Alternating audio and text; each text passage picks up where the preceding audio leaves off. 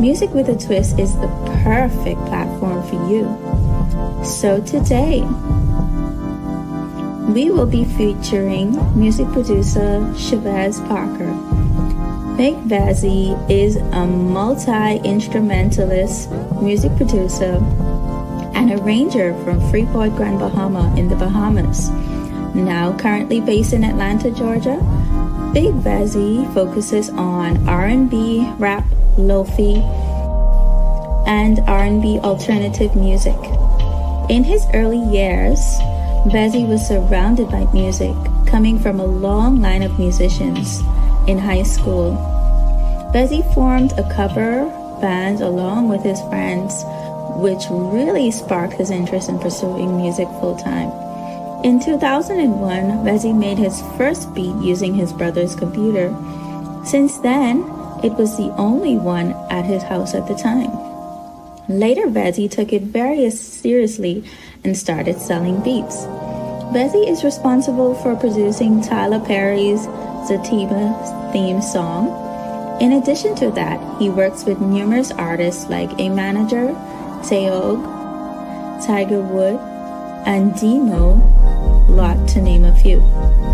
Vezy instrumental projects are a true treat, and you must indulge. Look out for this Bahamian bred music extraordinaire who takes it to be the next super producer. Now, I know you're right now in Spain, right? Yes, located in Spain right now. Okay, great. So, just tell us a little bit about yourself. We've learned from the bio that you're a music producer, but what are your hobbies outside of music producing? Wow. Outside of music production, man, I feel like this is going to sound very cliche, but pretty much what I do on a daily is music based. If I'm not making music, I'm either Uh-huh. practicing music or playing with a group of musicians or Wow. studying some music video. Yeah, Mm-hmm. my hobbies have everything to do with music. Um, if I were to say something that's not music related, I just like to enjoy scenery. So from time to time, I would go sit up at a beach and just enjoy the beach, or if there's a mountain somewhere nearby, if I'm visiting a new place for the first time and there's like some sort of a mountain, Uh-huh. I like to go by and hike. But that's pretty much what my hobbies are outside of music. But for the most part, everything I do is music related. Man, I thought you only had nice beaches in the Bahamas. So the beaches you actually have nice beaches in Spain as well? Yeah, there are actually some nice beaches in Spain. Oh. You yeah, if you were to travel, I would say the east coast of Spain, there's some pretty Mm-hmm. nice beaches. They're definitely nowhere close to the beaches in the Bahamas. Uh, But but it's nice. It's nice enough to sit down, and enjoy it for what it is. I've yeah, never went into really. the water yet because I have this thing where I need to be able to see the bottom if I go in the water. But, but I enjoy the vibe of just being by the beach. Okay, yeah. Yeah, I totally get it. I totally yeah, get yeah. it. No more explanation needed. So we're gonna Absolutely. jump straight into things. And I want to hear, or our listening audience, would like to hear a little bit about the inside of working in the industry. I know you have a little bit of experience. I'm not going to feed you with words, but I want to hear a little bit about your experience in the music industry so far. You can start a little bit about your best experiences and then trickle down into your worst experiences. I would like to say that I've been in the music industry probably from the age of 15, 16, which is around the time when I started my cover band because I actually treated the band like a little business. We actually did gigs around Freeport where persons actually paid us to play. So technically, I was already in the music business at that point.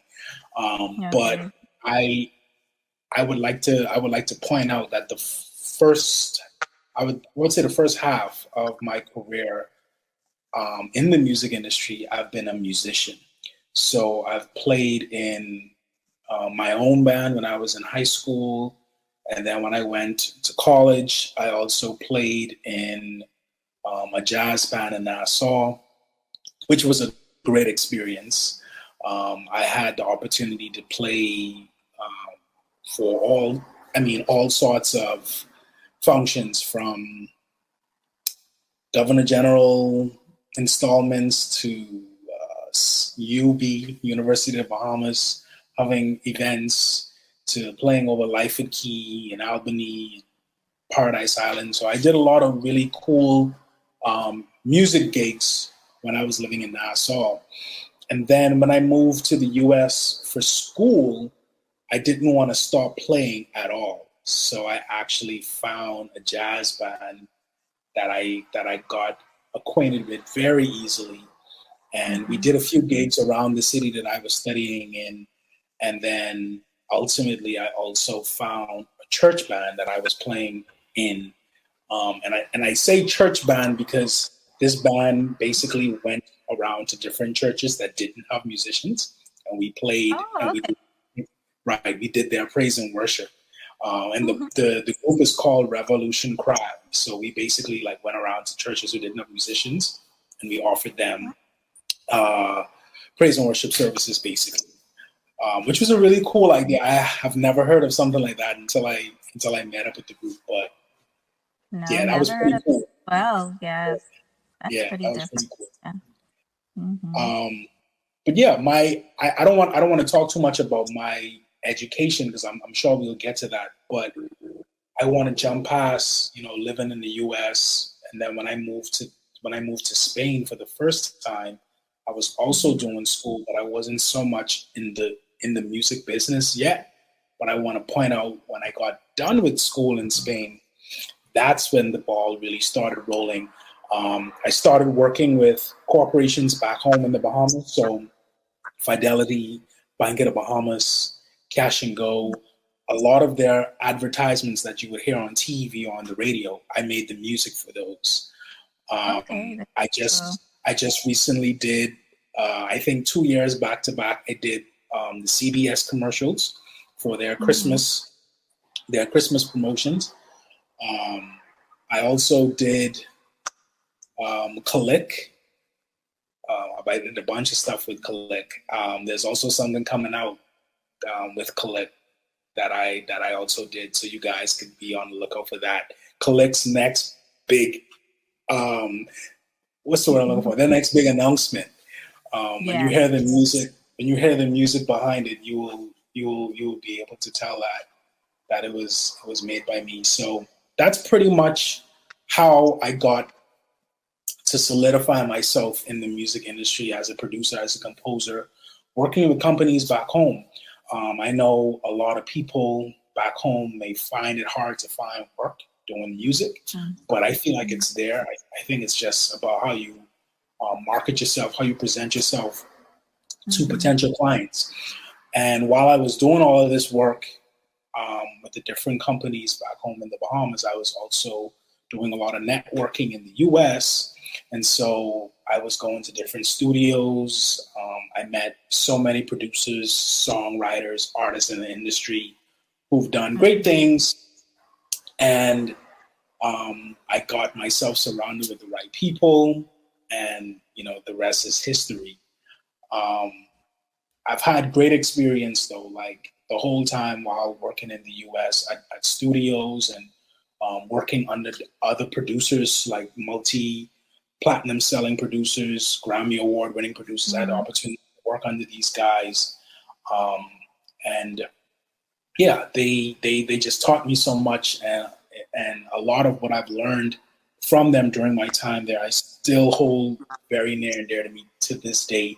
Anytime I'm Right. working on music, um, but I didn't have much bad experiences as yet in the music industry, so to speak. I had one instance Mhm. where, and this is something that aspiring artists have to look out for. You have to look out for persons who want to take advantage of you, and I'm pretty sure a lot of people Mm. are familiar with those instances. But you know, persons will really take advantage of you if you let them. In Mm. my case, I felt like I was paying my dues, so to speak. I felt like I was doing whatever it is that I needed to do to quote unquote pay my dues, because that's a thing in the music Mm. industry.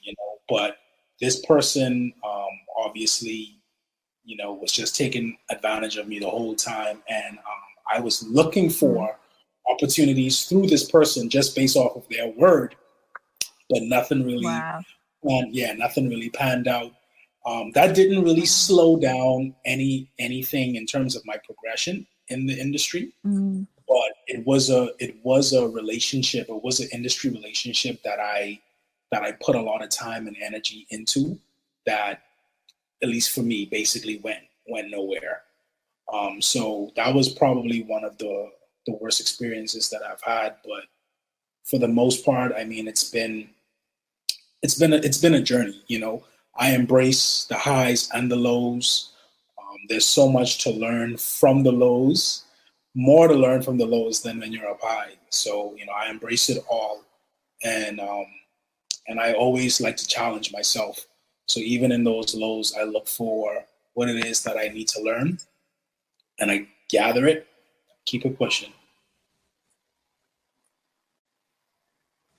Yes, and actually, after hearing you say all of that, Hmm. I wanted to ask you a little bit about how you can give advice to new and upcoming producers. And I heard some of that information as well, with not letting persons take advantage of you. And actually, it's not a scarcity of jobs in the music business, it's mainly how you market yourself and with networking. So I really love that, because I know mainly in the Bahamas and the Caribbean, Trinidad and Tobago is really leading in the music industry. And, I wouldn't really see the Bahamas on the chart. I guess you could say we're like in fifth place with music. But, I know that's a constant thing that comes up in the Bahamian society. Oh, there's a shortage with jobs, and due to it, the brain drain happens, and a lot of persons, go abroad. But it's good to see, that you were still active while you were here. And I just wanted to let our listening audience know a little bit or hear a little bit about your experience in college. I know that you went to school at Full Sail, and then you also went to two other colleges, which landed you in Spain as well. So, can you briefly share a little bit about that, and how that has played into your success? Because I know we have a lot of musician, artists, producers, everyone in the music career that doesn't really believe in a degree, or they, wouldn't further themselves with a degree. But I know, for instance, if you have a degree under your belt, you can get some more assistance with getting into societies like the Grammy Youth Society. You're able to infiltrate through Hmm. big corporate companies like Sony, Atlantic Records, and so forth. But I'll let you share a little bit about your journey with that. Yeah, no, everything you mentioned, I mean, is 100% correct. I want to point out that my journey, my education journey, which led to my success so far in the music industry, started at home. I went to the University of the Bahamas. At that time, it was still the College of the Bahamas, but Mm-hmm. I got a music degree from there. And that music degree basically put me on a pedestal from all of my other colleagues when I went off to Full Sail and then when I went to Oh, Berkeley, wow. Mm-hmm. because I was more advanced in what actually matters when it comes to music, and that's Mm-hmm. theory. A lot of people a lot of people want to get into music composition and music production, and they don't understand music. You know, you have to Mm-hmm. understand the theory behind it. You know, only knowing practical could only get you so far. And I think that that helped so much. I had amazing professors at COB or UB. I had amazing professors there who basically prepared me for my music career. And so I just want to say shout out to COB for their Mm-hmm. music program because it was really solid. It was very focused, like specifically on music performance. As a piano major, especially, a lot is required of you when you're a piano major at COB, and so it just prepared me. It gave me like a certain level of toughness as well when it was time for me to go off to Full Sail and Berkeley. But after I got done with UB, I went to Full Sail right away. I didn't take any break. Maybe I had about maybe 4 weeks in between. So I went straight to Full Sail, got started there, and it was a quick program. It was accelerated, so you get your bachelor's in 2 years instead of 4. And what that looks like is you get no breaks. So there's no Christmas break, there's no summer break. Mm-hmm. I think the only break you get is Thanksgiving. I was able to push through the 24 months. Now that I'm talking about it, I do want to mention Mm-hmm. an opportunity came up for me actually when I was in Full Sail. I actually took a month off from school, which is something that you can do when you have things that just show up on your schedule. So I was able to take a month off from school and come down there and assist them with a musical. So I went down there and I actually played drums for the musical. And a lot of people know playing the piano, but one thing about COB music program is that you learn. I mean, not you learn. You practice your main instrument, but you must have a secondary instrument. And my secondary instrument has always been drums and percussion. I wasn't as proficient in drums and percussion as I am now, but being in COB for those 2 years made me super proficient. I was able to read drum music, something that a lot of people can do, and that's how I was able to land that job playing for a musical. It wasn't like I knew the music that they were doing at the musical. It was literally, hey, here's the sheet music. We have rehearsal at 12 and 4 every day. And that was pretty much my life for that month in Tennessee. But the whole experience at Full Sail actually prepared me for the music industry, like the studio life. I learned so much about music business because you had to take music business courses.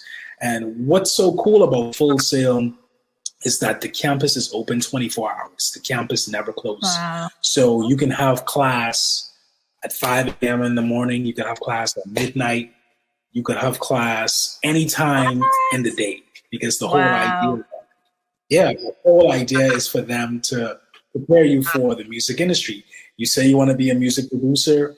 This is the time when people be up. So I had plenty classes actually that started at midnight, and I'm leaving campus at 4 or 5 o'clock in the morning, and then I had classes that would start at 4 or 5 o'clock in the morning.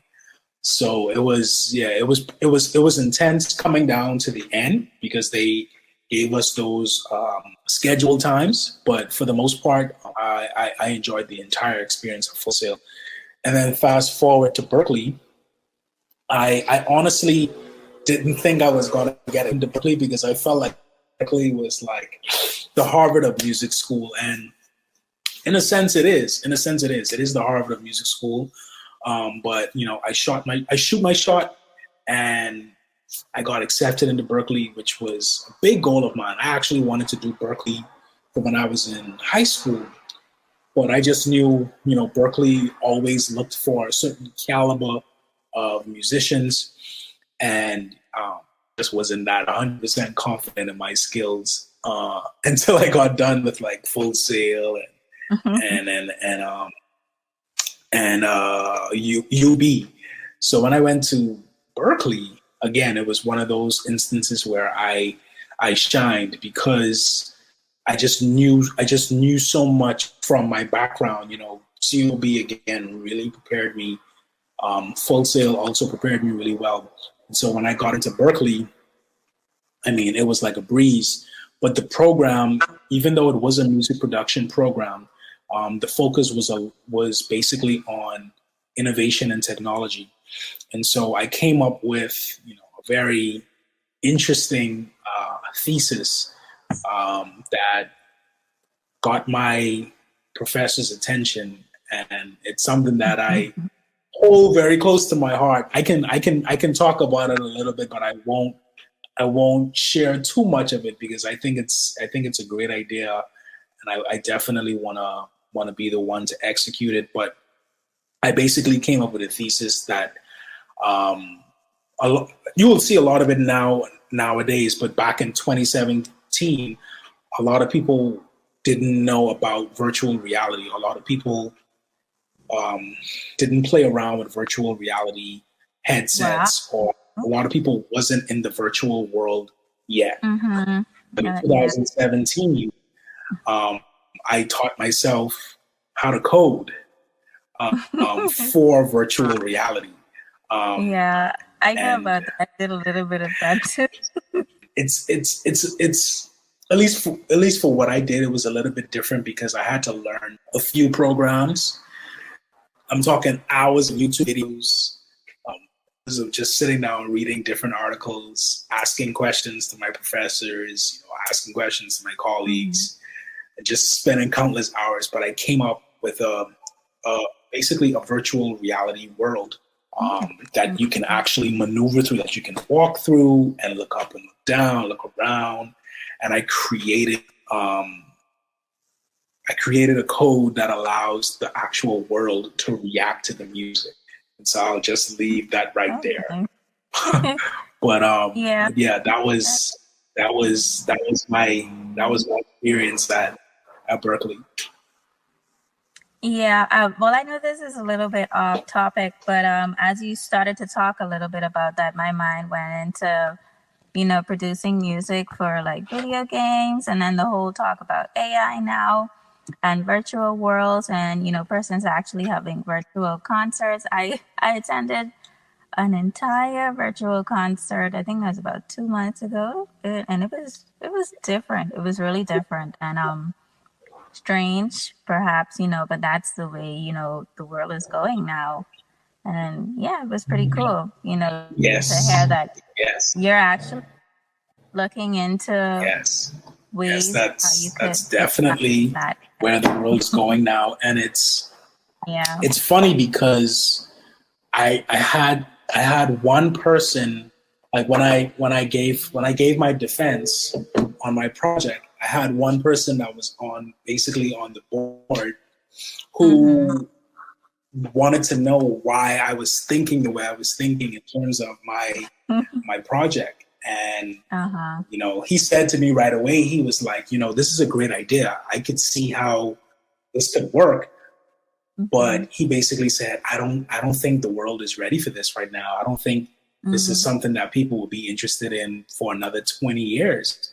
And I was like, no way. Like, this is something that's coming around the corner. Like, people need to get ready for this stuff now. I mean, at that point, I had a VR headset at my home.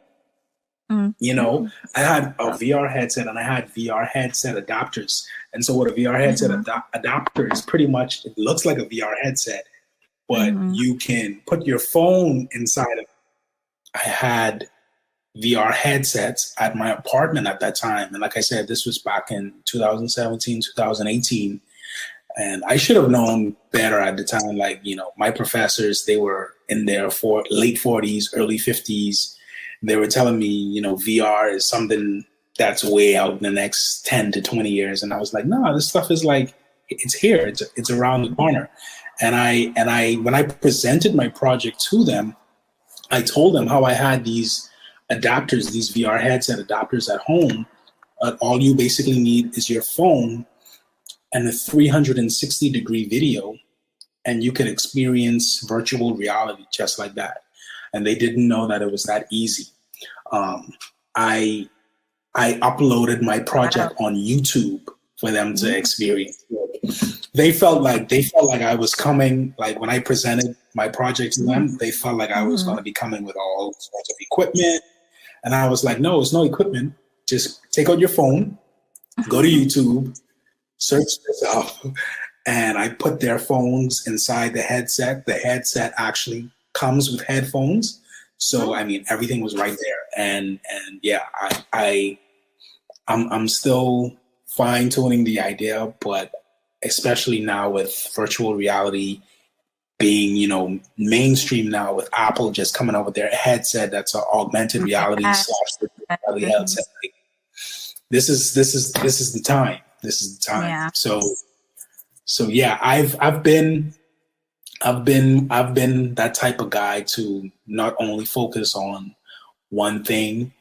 Um, I believe the music industry has so many avenues, Mm-hmm. where you can stretch your legs, Mm-hmm. um, basically do whatever it is that you want to do.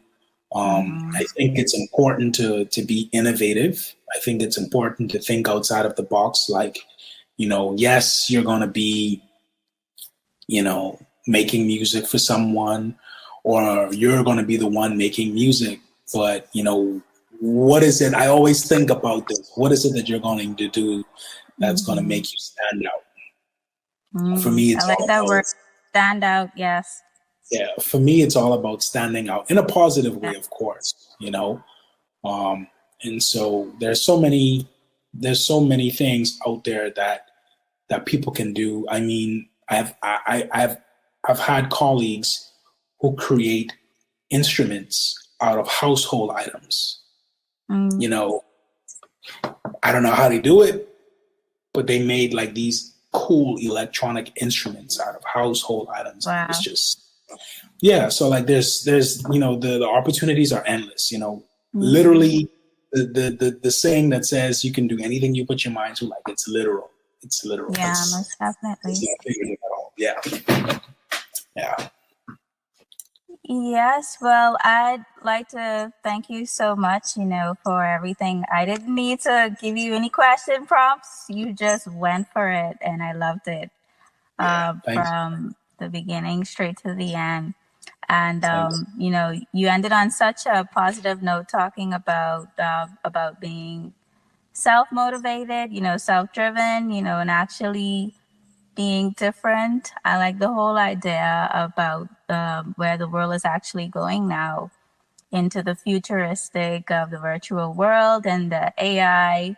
I was actually talking to a client of mine today about Mhm.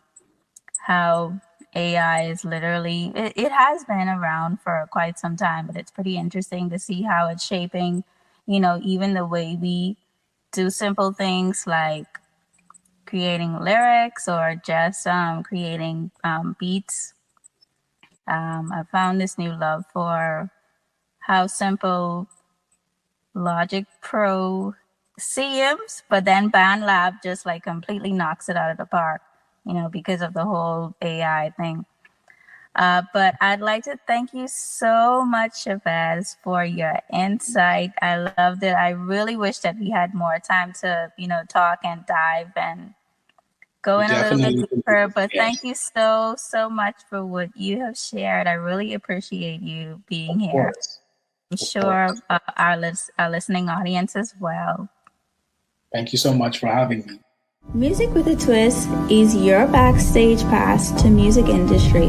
So grab your favorite headphones, turn up the volume, and get ready to be inspired by the captivating stories and expert advice of our incredible guests. Thank you for joining us today. And remember, the world of music is waiting for you with a twist.